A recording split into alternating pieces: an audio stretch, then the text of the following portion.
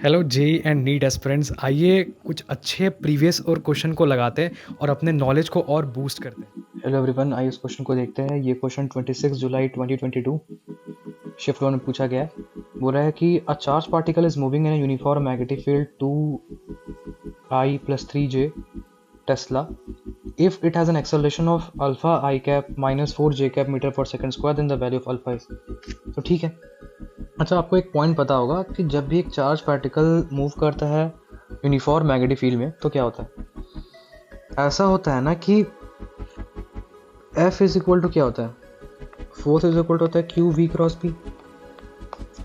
तो हम कह सकते हैं कि फोर्स जो होता है वो वेलोसिटी के परपेंडिकुलर होता है। ठीक है, फोर्स जो होता है वो पर मैग्नेटिक फील्ड के परपेंडिकुलर होता है। इसका मतलब वेलोसिटी भी मैग्नेटिक फील्ड के परपेंडिकुलर होता है। तो जब वेलोसिटी वेक्टर मैग्नेटिक फील्ड के परपेंडिकुलर है तो एक्सेलरेशन वेक्टर भी मैग्नेटिक फील्ड के परपेंडिकुलर होगा। ठीक है, तो यहाँ पे जो अपने को एक्सेलरेशन की वैल्यू गिवन है वो है alpha I cap minus 4j cap metre per second square. ठीक है, और मैग्नेटिक फील्ड का जो वैल्यू है वो है 2I cap plus 3j cap Tesla.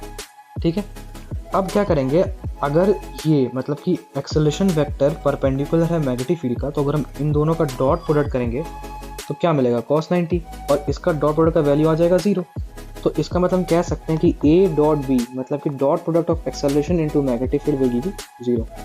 तो यहाँ पे जो वैल्यू आ गया होगा alpha I cap minus 4j cap dot, ठीक है, 2I cap plus 3j cap is equal to 0।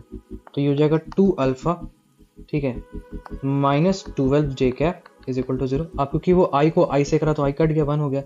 तो 2 अल्फा इज इक्वल टू हो गया 12। इसका मतलब अल्फा की जो वैल्यू आ गई वो होगी 6 मीटर पर सेकेंड स्क्वायर। ठीक है, तो अरे अब तुम ये भी तुमको पूछ सकते हो सर कि मैंने आपने ऐसे ऐसे क्यों बोल दिया सर अपने मर्जी से। देखो, ऐसे ऐसे कुछ नहीं बोला। जब तुम ये फॉर्मूला अप्लाई करते हो तो तुम जब अपने थंब को प्लेस करते हो तो वो थंब जो होता है वो क्या होता है, देखो बता रहे हैं ऐसा क्यों है। तो तीनों परपेंडिकुलर होगा तभी ये रूल अप्लाई होता है।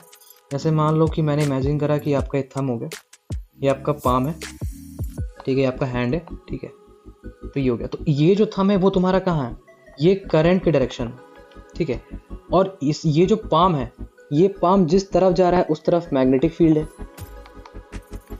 ठीक है, और इसका जो इस तरफ से फेस है, ठीक है, अंदर से जो तुम्हारा फेस दिख रहा है, ये वाला जो फेस हुआ ना, मतलब कि